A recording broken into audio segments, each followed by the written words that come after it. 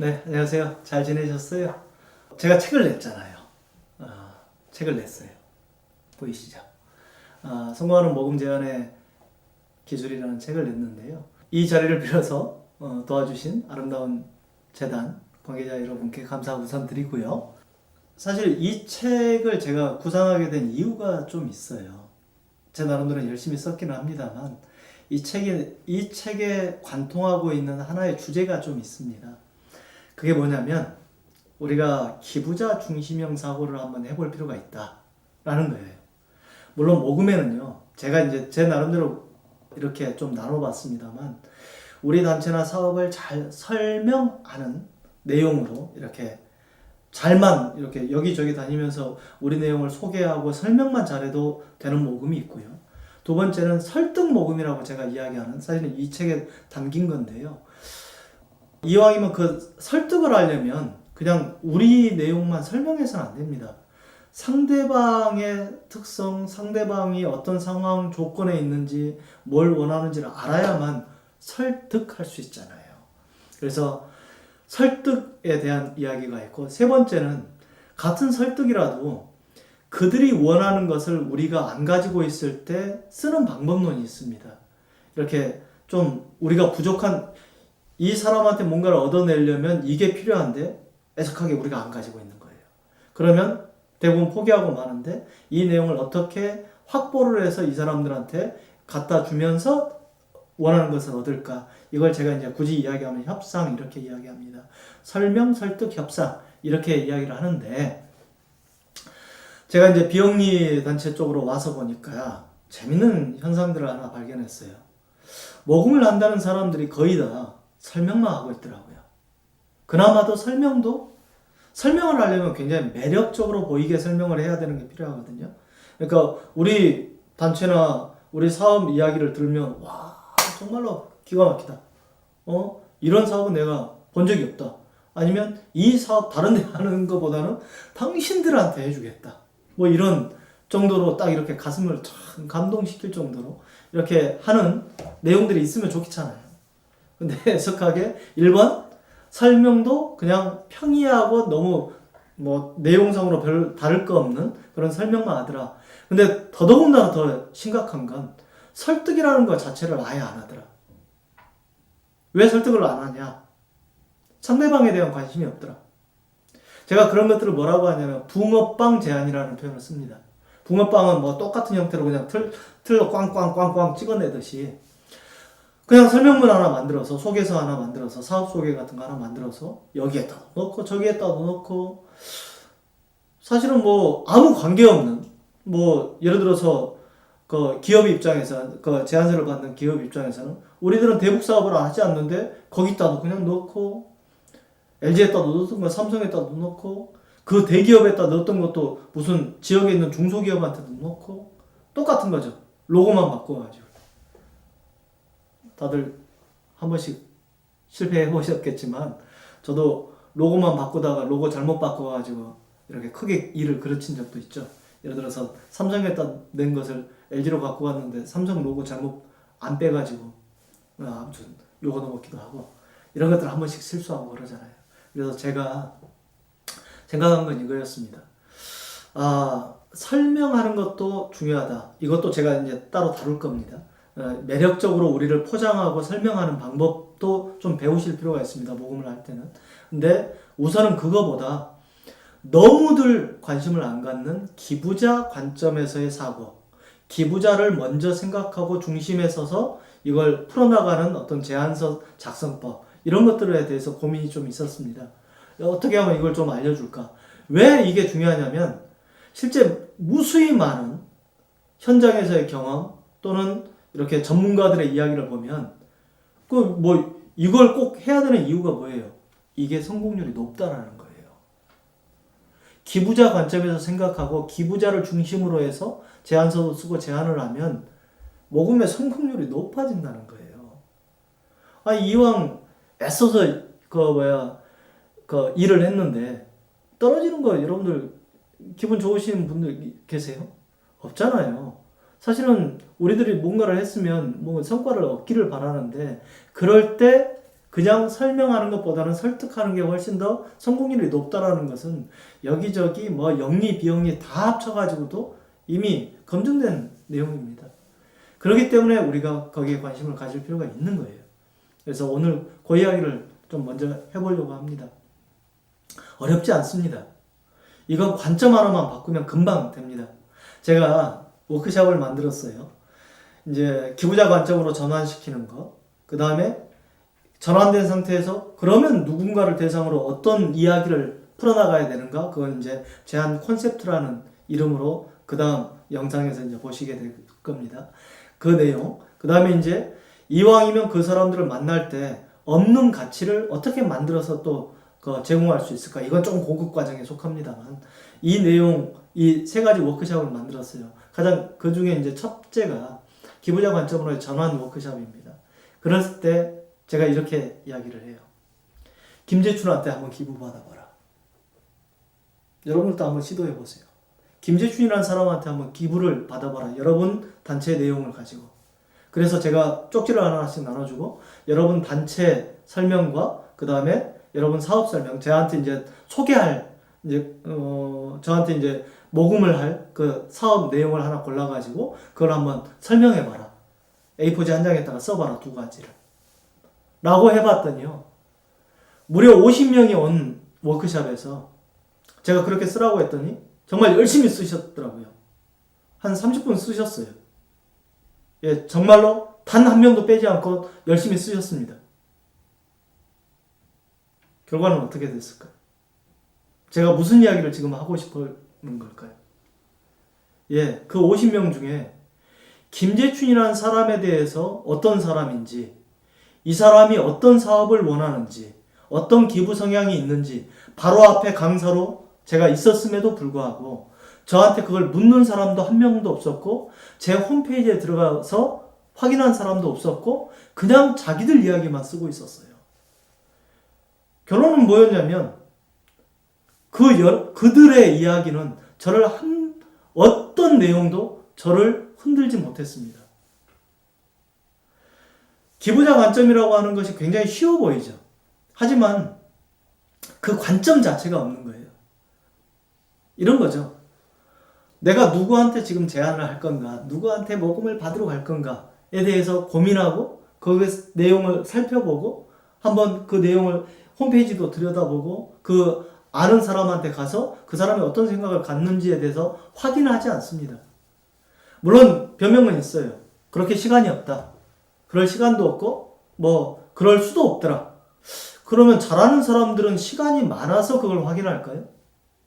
아니면 잘하는 사람들은 그 내용을 굳이 안 해도 되는데 굳이 그걸 할까요? 아닙니다. 여러분들이 조금 요 생각만 바꾸시면 뭔가 달라질 수 있어요. 기부자가 어떤 생각이고 어떤 생각을 갖고 있고 어떤 상황과 조건을 갖추고 어떤 내용에 관심을 가진 사람인지 먼저 검토한 다음에 그 내용에 맞춰가지고 제안서를 쓰고 제안을 하고 그런 거예요. 이거 너무 간단하죠. 근데 아까 제가 워크숍 사례를 봤듯이 제가 다닌 수백 군데의 이 단체를 저는 컨설팅하는 사람인데 놀랍게도 그 다음에 1년에 제가 제안서라든지 이런 거 코칭해 줄 때 거의 코칭만 해도 한 50개는 하는 것 같고요. 심사 같은 거에 들어가서 보는 것만 해도 한 몇백 개는 될 겁니다. 예, 없습니다. 정말입니다.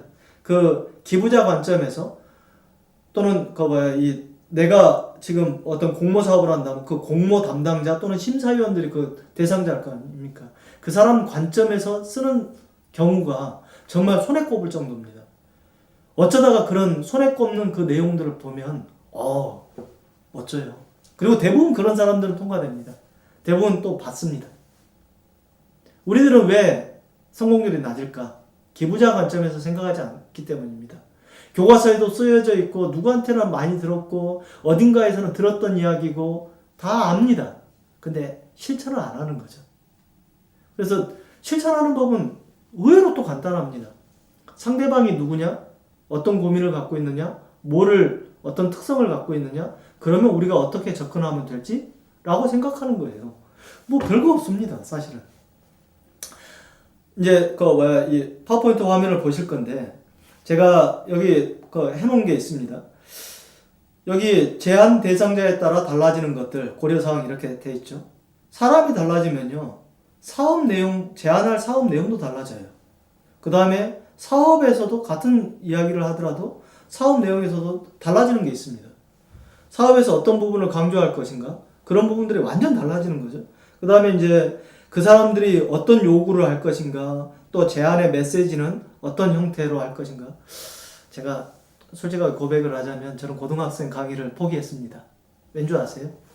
제가 강의는 많이 하는데 고등학생 강의를 포기했어요. 왜? 그들하고 언어가 달라요.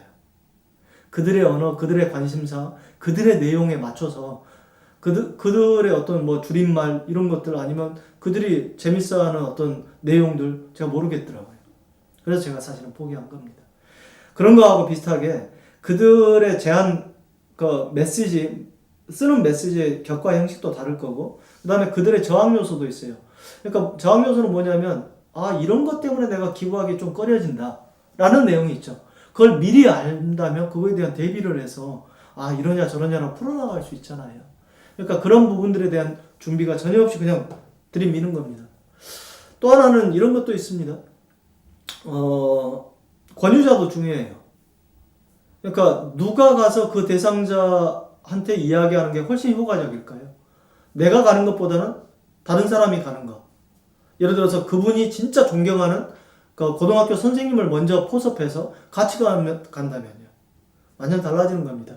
이 모든 내용들이 실질적으로 뭐에서 출발하느냐, 그 사람이 누구냐, 어떤 특성을 갖고 있느냐, 뭔 생각을 하고 있느냐, 이걸 아는 순간 달라진다는 거예요.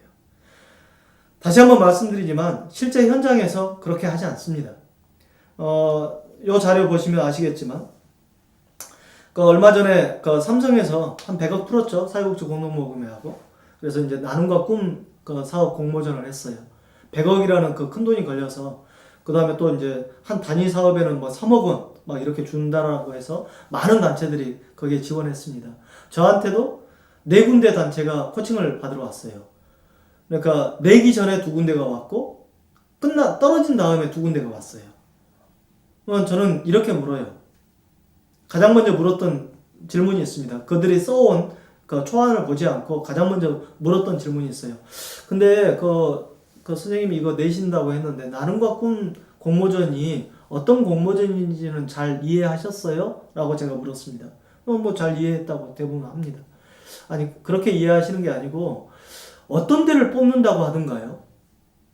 어찌 보면 그 공모사업 내용에는 그 공모 담당자 또는 심사위원이 제안의 대상자, 그 기부자잖아요. 그러면 그들이 뭘 고민하고 있던가요? 뭘 원하고 있던가요? 라고 제가 물은 거예요. 이해는 제대로 돼 있나요? 라고 물었어요. 그랬더니 뭐 사업 설명회도 갔었고 잘 이해했다 라고 하시더라고요. 그래서 제가 이야기를 이렇게 했어요. 나눔 사업에다 냈어요? 꿈 사업에다 냈어요? 라고 물었어요. 그 사업 내용이 나눔 사업과 꿈 사업은 나누어집니다. 그 내용에 보면 나눔 사업은 이렇게 되어 있죠. 기존에 진행되고 있는 사업 중에 진행 방식 및 전달 체계 변화를 통해 생산성과 효율성을 도모할 수 있는 사업, 이렇게 되어 있고, 꿈 사업은 기존에 시도되지 않았던 혁신적인 사업, 이런 것들 뽑겠다고. 이게 이제 제가 보여드리는 자료가 사업 소개, 공모 사업 소개 내용이에요. 이렇게 딱 돼 있습니다, 거기 안에. 그래서 제가 이 펜을 하나 딱 주면서 이 선생님이 써오신 내용 중에 꿈 사업에 냈다고 하시니까 이거 딱 드리면서 기존에 시도되지 않았던 혁신적인 내용 동그라미 한번 쳐보라고 했어요. 하나도 못 치셨습니다. 무슨 소리냐면 공모 담당자들은 꿈 사업이라고 했을 때는 완전히 시도되지 않은 뭔가를 뽑겠다라고 이미 공지를 해놨습니다. 근데 이분들은 그 내용을 그냥 건성으로 대충 읽고 결국은 아까 설명한 거죠. 자기 사업 이런데 돈 필요하니까 이런 사업 해보려고 하니까 돈 좀 주십시오라고 쓴 거예요. 그러다 보니까 이 소위 말하는 선도적 복지 모델에 해당하는 내용의 컨텐츠 내용이 하나도 없는 거예요. 당연히 떨어지죠. 그렇겠어요? 여러분들이 심사위원이라면 어떻게 판단하시겠어요? 똑같습니다. 나눔 사업 낸 사람한테는 제가 똑같이 펜 주면서 그렇게 처벌하고 했어요. 어떤 거? 진행 방식 및 전달 체계 변화를 통해서 생산성과 효율성을 도모한 내용 동그라미 쳐보라고 했어요. 못 치셨어요. 근데도 붙기를 바라는 것은 이상한 거 아닌가요? 제 생각은 그래요. 이게 뭐냐면 많이들 그냥 다 아십니다. 제안을 할 때는 상대방을 고려해야 되고 상대방이 생각해야 된다. 근데 정작 현업에 가서는 이렇게 일을 하는 거죠. 그래서 이 개념을 좀 바꿔내야 됩니다. 우리들은 늘 우리식으로 사고하고 우리식의 이야기를 하는 거에만 초점을 맞추고 그런 개념으로 사고하고 일하는 거에 좀 익숙해져 있어요. 한번 바꿔보시면 어때요? 기부자 관점으로. 간단합니다. 기부자 관점이라고 해서 뭐 어마어마한 우리가 뭐 지식을 알아야 된다거나 그렇지 않다고 저는 생각하거든요. 간단해요. 전문 프로 모금가들 또는 프로 제안자들의 공통적 특징, 상대방을 먼저 확인하고 그들에 맞는 내용으로 뭔가를 찾으려고 한다라는 거예요. 그랬을 때 찾아집니다. 어떻게 하면 무슨 이야기를 하면 더 해당될까? 제가 있었던 단체에서 사례인데요. 제가 있었던 단체에서 모금 활동을 하는데 베트남 소수민족의 교육사업, 아이들 교육사업을 돕는 사업이었어요. 근데 사실은 그 사업의 핵심 포인트는 선생님들을 돕자였습니다. 사업 내용이 원래 그거였어요. 근데 이 사업은 이렇게 구성되어 있지만 정작 우리가 대상으로 하려고 했던 이 30, 40대 여성들 대상으로 이 사업에 대해서 설명해주고 먼저 파일럿 테스트를 한 거죠. 먼저 설명해주고 어떤 부분에 더 꽂히냐, 어떤 부분에 더 이렇게 모금 기부를 많이 할 것 같냐라고 제가 쳐보라고 했더니 놀랍게도 선생님 지원하는 거에는 좀 그거 엄청 중요하잖아요. 그럼에도 불구하고 반응이 좀 낮았고 학교를 리모델링 해주거나 애들 공책 사주는 내용이 더 강했습니다. 그래서 저희들은 모금 메시지는 어떻게 갔을까요? 전체 내용을 다 이야기는 합니다만 앞쪽으로 내세운 내용은 학교를 이렇게 리모델링 해주거나 공책 사주는 내용으로 바꿨습니다. 훨씬 반응이 많았습니다. 이런 거예요. 그래서 기부자가 누구냐에 따라서는 전혀 다른 내용들이 보여진다. 이런 겁니다. 좀 더 많은 것들을 여러분들이 아시고 싶으면 이 책을 한번 읽어보세요. 제가 한 40여 가지의 사례를 들면서 정말 기부자 관점으로 했을 때는 이 기부의 제안이라든지 기부자를 만나는 거, 그 다음에 모금의 어떤 프로세스가 또는 제안서를 어떻게 써야 되는지가 빼곡하게 나와 있습니다. 그래서 여러분들이 이걸 좀 읽어보시면서 한번 제가 가능하면 사례를 많이 넣었어요. 그래서 사례를 보시면서 여러분들이 좀 같이 응용할 수 있도록 해놨으니까 한번 꼭 보시기 바랍니다. 쉽다라는 것을 다시 한번 강조하고 싶어요. 왜? 한 번도 우리가 그렇게 안 해봤기 때문에 어렵게 느껴지는 거지. 제가 이런 예를 듭니다. 기부자 관점은 딱 한 번 머릿속에 딱 오고 내가 한 번만 그런 식의 관점을 가지고 일을 하면 도리어 바뀌기가 힘듭니다.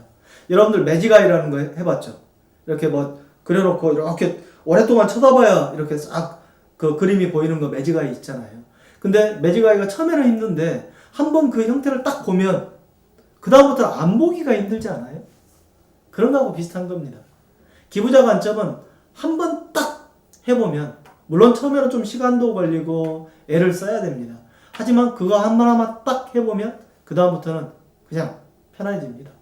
어떤 내용이 오더라도 어떤 기부자를 만나더라도 어떤 모금 프로그램을 하더라도 딱 그렇게 보여요. 아, 기부자 관점으로부터 먼저 사고가 딱 그렇게 돌아갑니다. 그래서 처음에 너무 핑계대지 마시고 너무 시간 걸린다고 그 다음에 또 그 사람 만나기 어렵고 그걸 어떻게 정보를 구하냐고 힘들어하지 마시고 제 책 보시면서 아, 이렇게 한번 해보자라고 한 3번만 해보세요. 아니, 한 번만 해보세요. 딱 바뀌면 그 다음부터는 다른 세상이 열립니다. 그래서 기부자 관점으로 제안을 하라. 이게 핵심입니다. 우리는 왜 공모전에 계속 떨어지느냐? 간단합니다. 공모전 담당자들이 원하는 내용을 내가 관심도 없고 안 해주기 때문에 그러는 겁니다. 물론 이제 이 프로포잘 구체적으로 이거 하나 때문에 떨어지는 것은 물론 아니겠습니다만 프로포잘에 대한 구체적 이야기는 좀 더 할 겁니다. 제가. 그럼에도 불구하고 첫 번째 내용은 우리들이 기부자 또는 그 공모 담당자의 생각을 전혀 읽으려고 하지 않는 것, 이거라는 겁니다. 그래서 이 부분을 한번 지금부터 절대로 한번 생각해 보시고 한번 해보자고요. 오케이?